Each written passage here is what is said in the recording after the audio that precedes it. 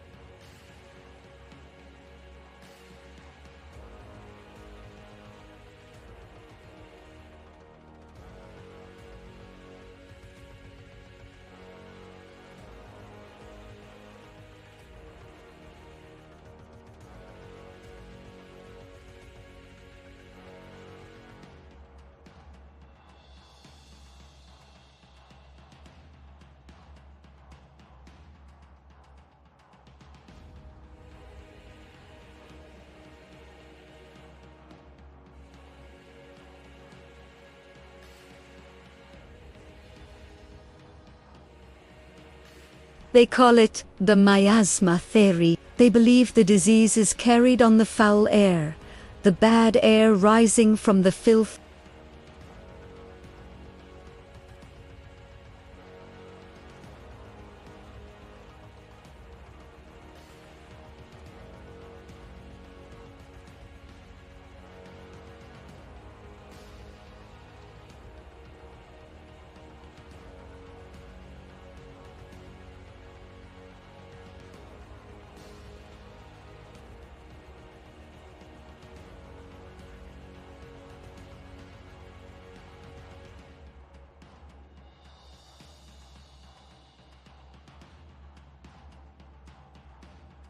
Amidst the chaos and the certainty of the elite, one man, a quiet and observant physician named Dr. John Snow, is plagued by doubt.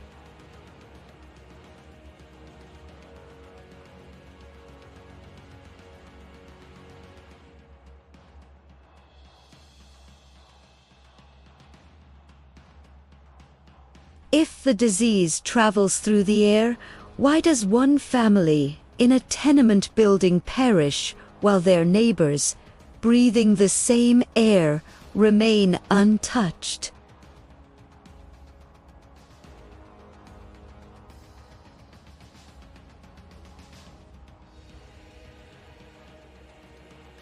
The official explanation is a ghost story, and John Snow is a man who believes in evidence, not ghosts.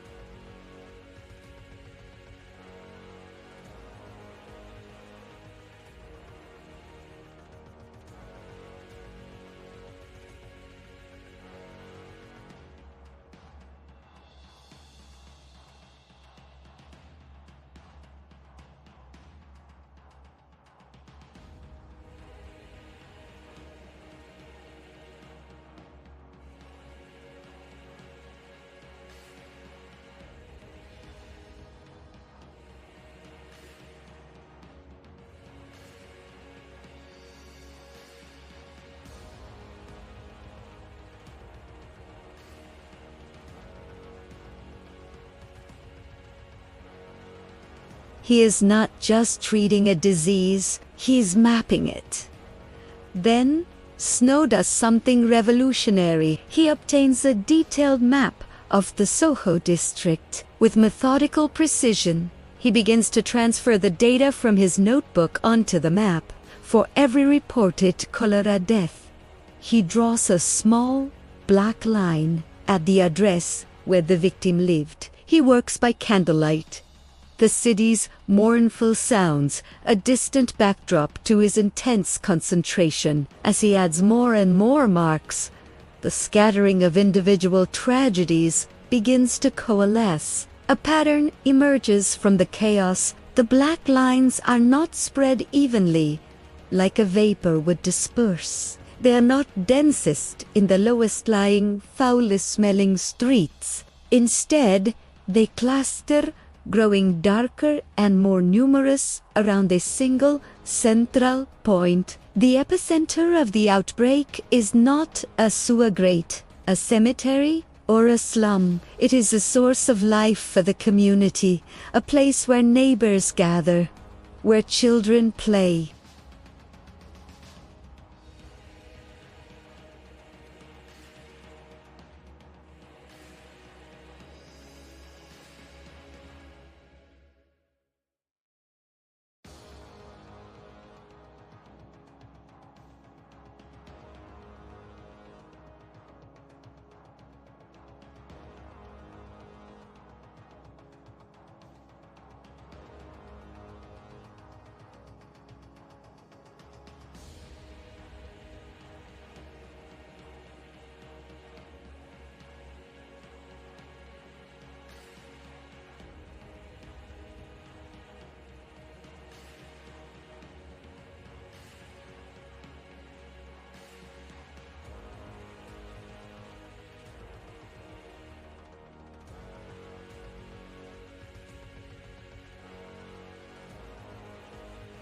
He stands before them, a lone voice of reason against the chorus of disbelief.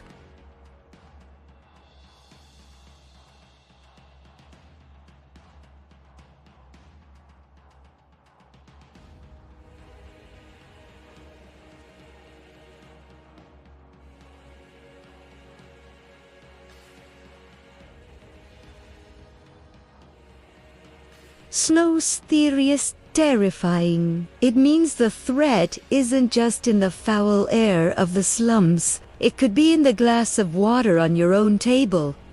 But the map is undeniable. The black bars, each one representing a human life lost, form a powerful, silent argument. Faced with the visual force of Snow's data and his calm, persistent logic, the parish officials reluctantly agree to a trial. They are not convinced, but they are desperate. On September 8, 1854, on Dr. Snow's recommendation, they do something simple, yet monumental. They remove the handle from the Broad Street pump. The effect is not instantaneous, but it is dramatic. The number of new cases plummets. The relentless tide of death begins to recede. The outbreak was already waning, but the removal of the handle broke the cycle of infection for good. The panic subsides, replaced by a tentative, fragile hope. John Snow had not found a cure for cholera, but he had found its source. He had unmasked the invisible killer by challenging dogma and trusting only what he could observe and measure.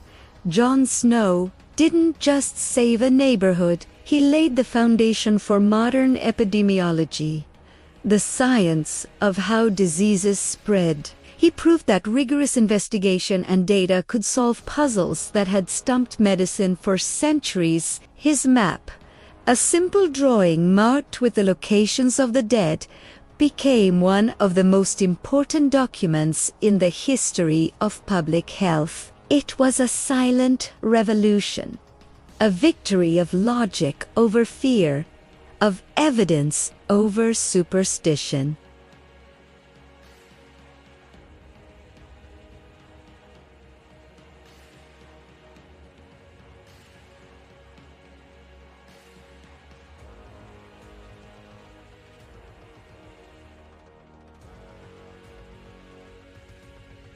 Thank you for watching. If you found this story as fascinating as we did, please subscribe for more journeys into the past.